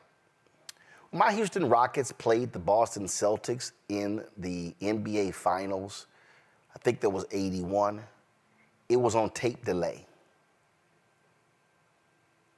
Let me say that again. It was on tape delay, the NBA Finals. The news came on at 10 p.m. Central in Houston, and they showed the game on tape delay after the news went off. That's how much the NBA sucked. Yet two people came into the league, Magic Johnson and Larry Bird. And the reality is those two individuals representing two iconic franchises, Boston Celtics, Los Angeles Lakers. They played these against each other in the NCAA National Championship game. That created the energy that revived and turned around the NBA. And so I was just seeing today, because the WNBA announced that teams now will be able to do charter flights. Somebody was like, oh, here it is. Now they doing charters because the video came out of Caitlin Clark walking through the airport having to be surrounded by security. Nope. The reason they now are going to have charters in the WNBA, because they now have more money. Their media rights deal is going to be a much higher deal than it was in the past. That's what's going on. Amazon and another major company announced, Amazon and Adidas, I think, announced a major investment in terms of WNBA players. I need people to sometimes chill the hell out with, oh my goodness, there's like the white girl getting all this attention. Here's the whole deal. Let me just help folks out, because it ain't hard. There are more white people in America. Yep, those are the numbers. And so if you're an advertiser and you're going to market a Caitlin Clark, who, whether you like it or not, did break numerous records, great. But let me help everybody out there who's complaining about something. When a black guy started playing golf, you know what happened? TV contracts got renegotiated and the purses went through the roof. It's a whole bunch of white golfers sitting there like, man, I'm glad Tiger came along, because we all got paid if Tiger come along. Versus sitting here complaining about Caitlin Clark and, oh, why these things are happening because of Caitlin Clark. Maybe folks should step back and now realize that with the resurgence of the ratings and the basketball ratings and what's going to happen with the WNBA and now more attention, guess what? Everybody's now going to get paid more money. So I'm not tripping about the attention being paid to Caitlin Clark. I'm like, good. Because the vast majority of players in the WNBA are black. Which now means that if the value of the WNBA increases, the salaries of black players increase.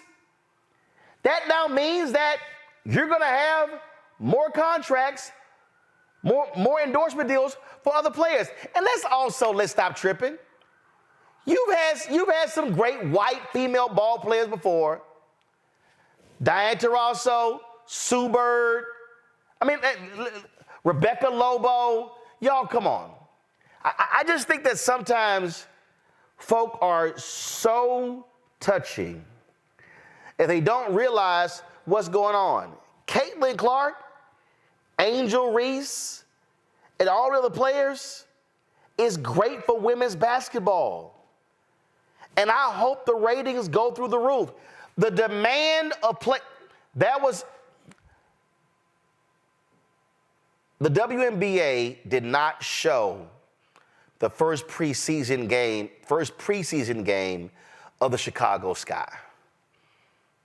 Now, I'm going to blame the Chicago Sky owners. Because, see, guess what? The Indiana Fever owners, they rolled the red carpet for Caitlin Clark. They completely capitalized on her popularity.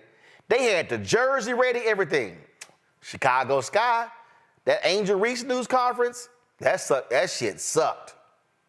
It sucked ass. It was horrible. I blame ownership for that. I blame management for that. If you're the Chicago Sky and you ain't marketing Angel Reese right, that's on you. Not the WNBA, but I want black folks to recognize that if Caitlin Clark causes the WNBA's media rights to skyrocket and jersey sales to skyrocket and all of these teams become elevated, I'm good with that. Because a lot of black ball players are going to benefit as well. Let's go to my panel, chat about this here. Kelly, I've watched a lot of women's hoops.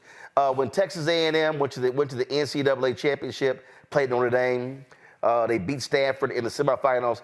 I booked a flight to Indianapolis. I was there for the championship game when they won. He was supportive of my man, Gary Blair was the head coach. I grew up in Houston. We watched the Houston Comets, the first dynasty in the WNBA, win 3 championships. Tina Thompson, Cynthia Cooper, as well as Cheryl Swoops. When I look at it, I remember the UConn Tennessee games were just legendary. I mean, you're seeing this. But I just think a lot of people are being way too damn sensitive as if, oh my goodness, how they mistreating the sister, Angel Reese versus the white girl getting all the attention. I'm sorry. The Indiana Fever were prepared to blow everything out of the water. Chicago Sky were not. And guess what? Again, just like with Tiger, if Caitlin Clark's presence causes ratings to skyrocket and money to skyrocket, everybody benefits, not just her. I think 2 things can be true at the same time. Your viewpoint of Caitlin Clark elevating the visibility of the NBA, elevating the value of the WNBA, that very well may be true because she's an excellent ball player. I'm not going to take that away from her. I can't take that away from her. The stats speak for themselves. But there is a point of contention being that she is getting this exposure because she's white.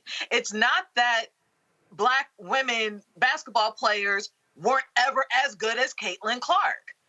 They were. They just didn't get that attention. But also, also nobody was watching. But they weren't watching because they were black women. They weren't watching because we live in a sports world that was male dominated, and the people who are dissenting. First of all, you had some white girls hooping back then too. So it wasn't like Cheryl Miller, Teresa Witherspoon, Dawn Staley. It was just them. You had some white girls hooping. We're just simply seeing the league and the embracing of women's sports come of age. And I'm like, great. Clark, Reese, whoever, everybody come along, because finally they can now start making real money in America and I ain't got to go overseas. Mm-hmm. Again, true. But there's layers to this. It's not just the fact that, there's an elevation of women's sports, but the elevation specifically when it comes to the WNBA and Caitlin Clark, it's because Caitlin Clark is white. I mean, that is a layer to it, right? I'm not saying, again, I'm not dismissing her accomplishments. I'm not trying to inflate Reese's accomplishment. Got it. But again, the reason why we're seeing a lot of what we're seeing in the WNBA is because their star player is a white woman. And if Larry Bird was not white, and when Magic Johnson came out, you would not have seen the reaction in the NBA. Exactly. I'm just saying, like, we just need to recognize that there are layers to this. I'm not saying that you're wrong, but the layer that people are talking about the most is the fact that she's a white woman. And that part who can hoop as well. Who can hoop? At the end of the day, she ain't just white, Michael. She can hoop. Yeah, there are layers to this. I think some people, I watched some of the commentary on MSNBC, and I watched some of the commentary from sports analysts who really follow the WNBA. So I remember when the WNBA started, and I watched it. We had the Detroit Shock here in Detroit. The owner of the Detroit Shock sold them because really there was a lack of support here in Detroit. But also the WNBA, the way it was promoted, okay, just in general, the way it was promoted, I think you see more interest in it now than you have over the past few years. A few things have happened. Number one, I think the fight to get Brittany Griner released from Russia, I think that helped to draw attention to to how little WNBA players were being played, and the fact that she had to play for a Russian team to make $1 million a season playing for Russia and couldn't get that here in the U.S. And then we know there were contract renegotiations, I think it was last year, for WNBA players, and then also the NCAA championship, the rematch between Angel Reese and Caitlin Clark, that drew a record number of viewers. And like for myself, for the first time, I watched some of the WNBA draft. I don't ever remember watching any of the WNBA draft in the past. So it draws all of this attention, increase in ticket sales, viewership, as well as jerseys. That helps benefit everybody. And we know Angel Reese has contracts. We know even in college, Angel Reese had contracts. Caitlin Clark has a contract with Xfinity and others. So this is going to help everybody. But because this is America, there's always usually some racism in it as well. But see, but to me, it's not even a question of racism. Look, I get all of that. I understand history. I understand all those things. But I also understand marketing. And what I understand, Matt, is that if I'm looking at this here, and I'm also looking at how first of all these WNBA teams have been losing money, all of them. Yes. Okay, all right. And so now you see what's happening in college. In order to actually build something, you need stars. You need stars that transcend their sports, and you had other stars, but the reality is, were they marketable stars? Maybe. But the reality is, when you have a player that crosses a certain threshold, that crosses a sports threshold, that now has what Michael just said, he sat and actually watched the WNBA draft. What now happens is, when you have a player of that caliber, then what you do is you latch onto that. David Stern wasn't crazy. David Stern said, hell yeah, I got to latch on to Michael Jordan. And he was black. Because the reality is, you have to understand, it's a marketing game. You're competing in a sports landscape where you have the behemoth of the NFL. The second behemoth is the NBA. The third behemoth is Major League Baseball. Look, the PGA Tour, for all of guess what? That tour is only worth $1.25 billion. That's far away from baseball, basketball, and football. We talk about the WNBA, you're lower than hockey. You're lower, you might be on par, you're probably lower even than Major League Soccer. So I dare say, the people kind of like, man, this is a damn shame what they doing. A bunch of these people who also would support Angel Reese never even followed WNBA. And I'll give y'all something.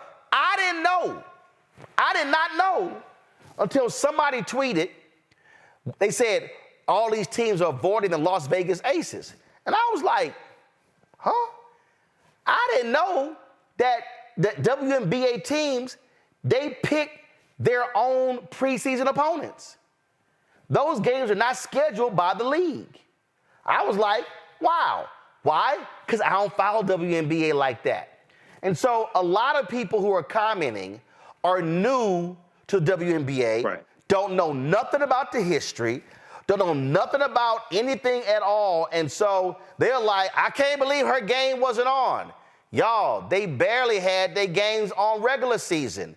So what the WNBA now has to do, they now got to play a massive game of catch-up because the interest of these incoming stars is now driving the fandom, and now the league is going to have to recalculate, and the teams are going to have to recalculate.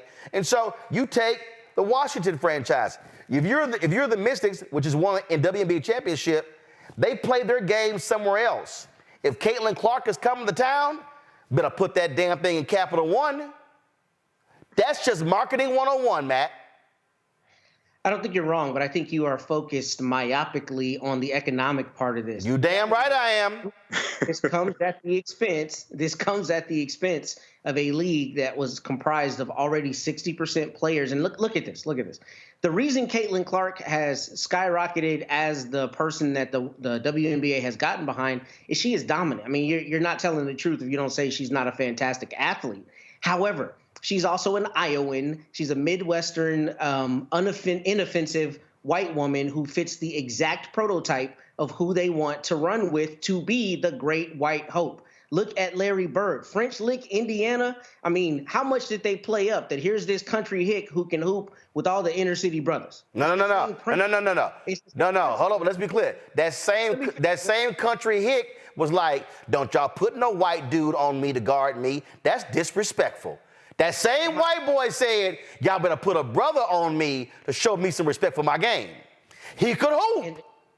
And he was cold, and Caitlin Clark can hoop. There's no question with that. But the reality is she fits an archetype that is marketable, more marketable than some of the women who are already in the league. And to not discuss that is to purposely overlook clear evidence. And here's the thing. Kelly said it perfectly. That's why I hate when I go second or third, because two things can be true at the same time, right? And the WNBA would be, asinine. It would not be smart to not capitalize on this momentum, but we cannot be dishonest as though this momentum is not behind an archetypal white woman who is offensive and who fits that prototype. And what I'm saying is we also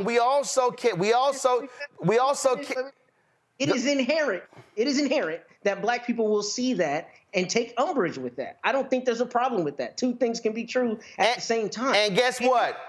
Coverage. Caitlin Clark ran into a fan on the court, right?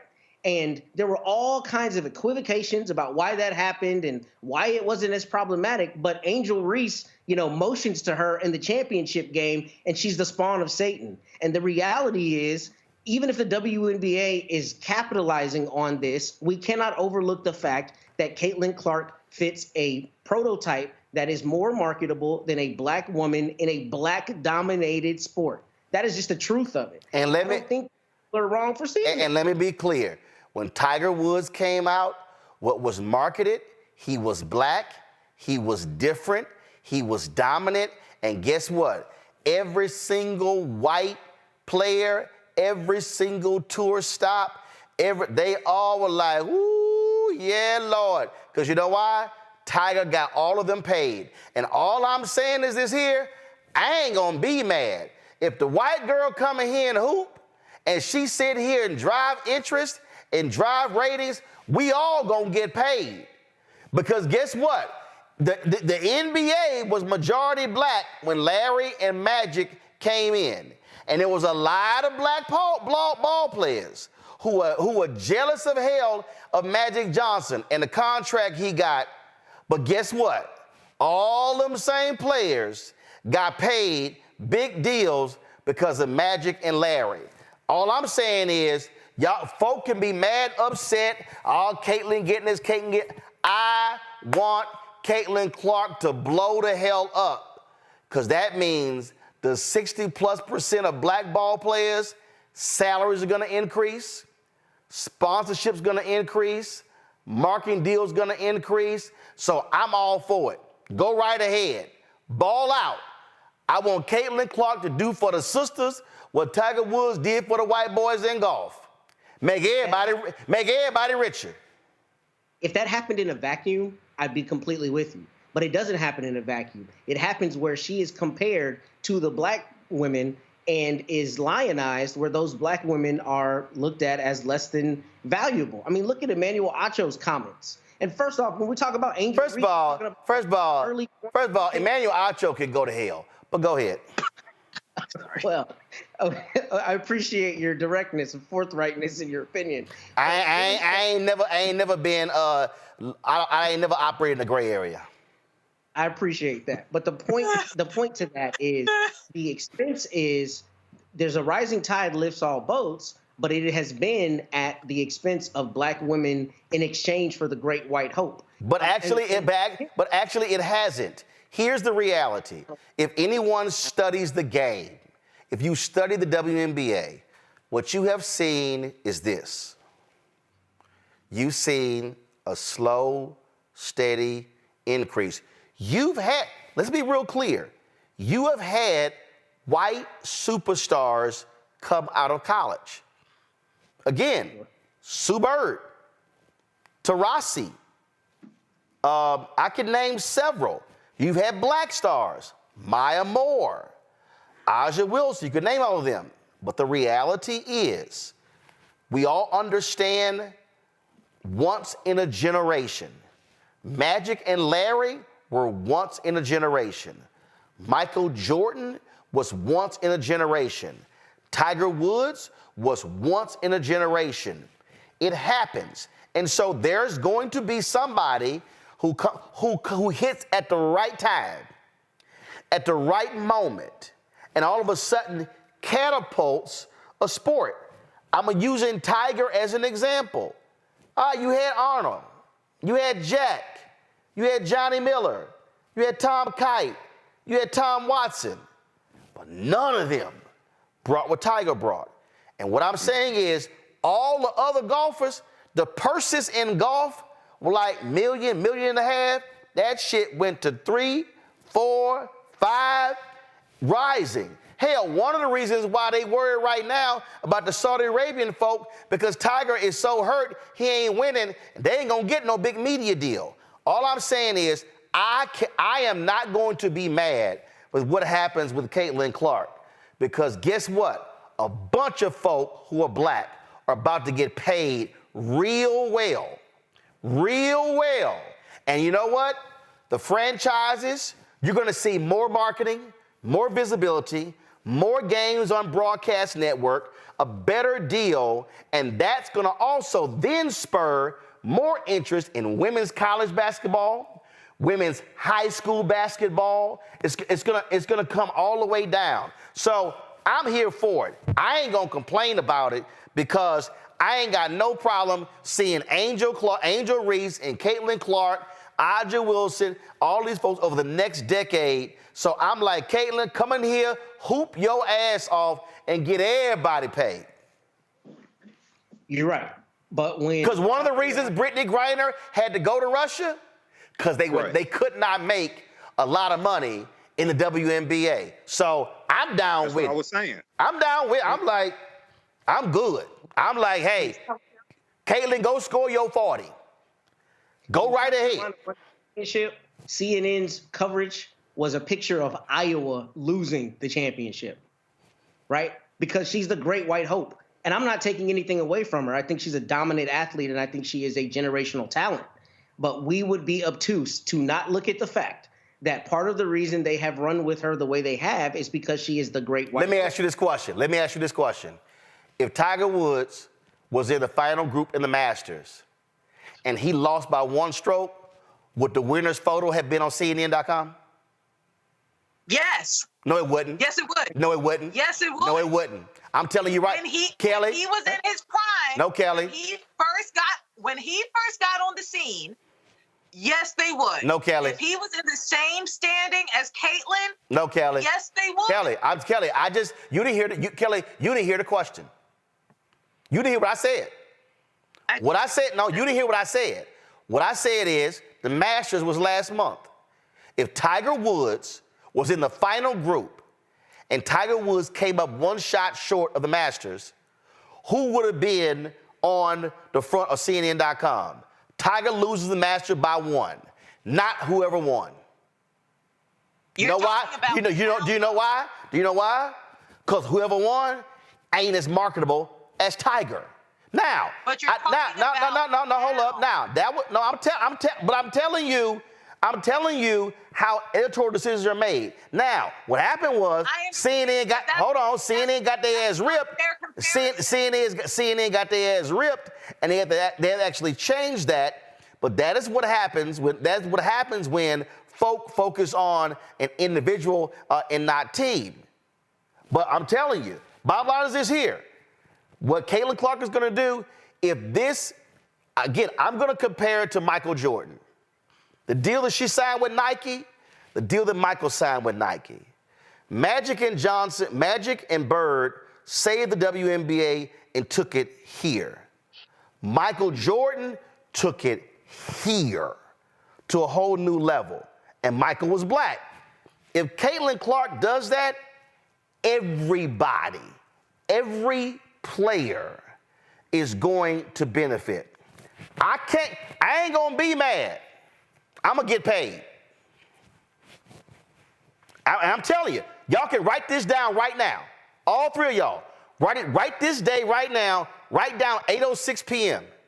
I guarantee you the average salary of the WNBA players in 5 years will more than double and possibly triple what it is today, because their television rights deals are going to be a lot higher than it was before this year. Watch it happen. That means everybody gets paid. So I'm cool with everybody getting paid. I'm cool with it. Except Michael and Siglas. But I'm cool with it. I don't have a problem with it. I'm cool. No, I'm just saying, it's just going to be. And if, what's going to happen. And all them franchises, y'all watch this year. You're going to see folk walking around with Mystic shirts. You like, damn, I ain't never seen this many Mystic shirts in D.C. I ain't never seen. Y'all still got y'all team in Detroit, Michael? No, I was saying, no. And the Detroit Shock won at least 3 championships that I remember. And it was sold because of really lack of support here in Detroit. So it was sold maybe 8 to 10 years ago, something like that. But with the popularity of the WNBA increasing, with Detroit just having the NFL draft here, and the Lions just making the playoffs as well early this year. I'll put another bet. I'm going to do another bet. Detroit could get a WNBA. I'm going to do another bet. Him again. Y'all, I bet they bring your team back. And trust me, they're going to bring the Houston Comets back. You know why? Because now WNBA franchises are now going to be able to make some money. Yes. They were losing money. All of them. The whole league. The league has been. They used to give away tickets for the Shock. They used to give away tickets. It's going to happen. It's going to happen.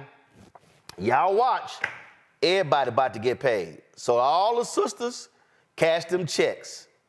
Cash the checks and be like them white boys in golf. They were like, Tiger, appreciate that, dog. Appreciate that. It's going to happen. And you know what? It's going to be great. It's going to be great because the ratings are also going to go to the next level. So I can't wait to see what I call the WNBA 3.0. We had 1.0, we had 2.0. What you see this year is going to take them to a whole new level. And then when you get the stars coming out of college next year, right, it's going to be what? The girl Paige from UConn. Then you've got the other star. I'm telling y'all, it's going to be a whole new deal. I can't wait for it. I can't wait. Got to go. We thought we were going to get Ronald Greene's mother. We were unable to lock her down, so we're going to try to get her on the show Monday. Lots we're going to do next week. Tarrant County Commissioner Roy Brooks is going to be joining us talking about that ridiculous DA in Tarrant County who keeps terrorizing Crystal Mason. We hope to have Marilyn Mosby on the show next week as well. So there's a lot of stuff that we're working on. Also, we hope to have Black Lives Matter Network on the foundation. They're suing the Tides Foundation, saying they are withholding some $30 million from the Black Lives Matter Foundation. So a lot of drama as well. So a whole bunch of stuff we got to cover. And so looking forward to that. Matt, Kelly, Michael, I appreciate it. Also, Michael, I came across something, Michael. I forgot. I also did the Chicago State University and the Tennessee State University commencements as well. So I just wanted. I don't doubt that, Roland. And plus Cedar Valley College in Dallas as well. And I forgot Langston University in Oklahoma. We got them as well. So I just wanted also and Central State in Ohio. So I just want to remind you that. Well, colleges, holler at Michael Imhotep for next year to do your commencement. Yeah, y'all. It's gonna be off the hook. Yeah, all charter schools looking to close the following year. Please book Michael to be their commencement speaker, Michael. And I'm sure Kelly will put in a word for you to speak at Bowie State. No, don't talk to Kelly. No, Kelly gonna put in a word for you at Bowie State. No, Kelly. I am saying Happy Mother's Day to all the beautiful mothers and mother figures this weekend. May you have the weekend that you've earned and deserved of rest and awesomeness. Happy Mother's Day to my mommy and my aunties and everybody. I love you all. Yeah, that's all I wanted to say. Okay. Y'all got the other stuff. Okay, Michael, Matt, you got something to say? Happy Mother's Day to my mom. Happy Mother's Day to my. I said Matt. Hold on. You said Michael. First you said Michael. Michael and Matt don't sound the same. Matt gone. Michael first. Now go ahead, Michael. You got it. Hell no, he ain't got it. You go. Happy Mother's Day, Mom. I love you. All the women out there who have poured into me, thank you. And all the women who pour into other people and other Black men, thank you. And people in your families. We love y'all and hope that you feel cherished as you are this weekend. All right, Michael. So happy Mother's Day to my mom. Happy Mother's Day to my daughter's mom as well. And hopefully everybody has a happy Mother's Day. All right, I ain't got no baby mama. So shout out to my mom. I ain't got no kids. Kelly, why you looking like that, Kelly? That was just real shady. That was rude. I'm King Petty. What? All right, shout out. What? I don't. We gotta go. Shout out to my mom, but also my niece Faith. She got her master's today from Howard University, and so I stopped by there for the architecture. Her master's in architecture, and so shout out to her. They had thank God the graduation didn't go like the nursing students. Lord, it was a little drama at Howard yesterday. That was wild. Y'all saw that video? Ooh, Lord. I didn't Lord. see it, I don't think. Here's my deal. Howard, just do this here. Just do one big ass graduation, rent out Capital One Arena, and invite everybody, okay? But all these little individual graduations, Lord have mercy, that's just too much drama. That's it, folks. We got to go. I appreciate it. I gotta go home and get some gumbo. My parents are here, so we got some stuff ready. That's it, folks. Support us in what we do. Trust me, the stuff that we do here, we have lots of fun, of course, messing with each other all the time, but it's always great to have the conversations that we do, because you ain't getting anywhere else. So we want you to join our Bring the Funk fan club. I don't know why y'all running that, because you know we gotta stop, pause it to show people how to give to the show. So there you go right there. I don't know why y'all running too early. So if y'all want to give to the show, please join our Bring the Funk fan club. Send your check and money order, P.O. Box 57196, Washington, D.C., 20037-0196. Cash App, $RM Unfiltered, PayPal, R Martin Unfiltered. Venmo is RM Unfiltered. Zelle, Roland at RolandSMartin.com. Roland at RolandMartinUnfiltered.com. All y'all YouTube folks, hurry the hell up. While we only have 760 some odd likes, we should be at 1,000. Y'all need to hurry the hell up, get to 1,000. 100,000 before we get off. Y'all been running y'all miles in the chat, but y'all ain't been clicking the like button. Download the Black Star Network app, Apple phone, Android phone, Apple TV, Android TV, Roku, Amazon Fire TV, Xbox One, Samsung Smart TV. Be sure to get a copy of my book, White Fear, The Browning of America is Making White Folks Lose Their Minds, available at bookstores nationwide. We are sold out of my books of the first, but y'all might be in luck. I'm having my brother check. I think I left a few cases at his house in Houston. I will let y'all know. But right now, we have taken the first off of the website because we've sold out. And so just want to let y'all know that. All right, I'm going to see y'all on Monday.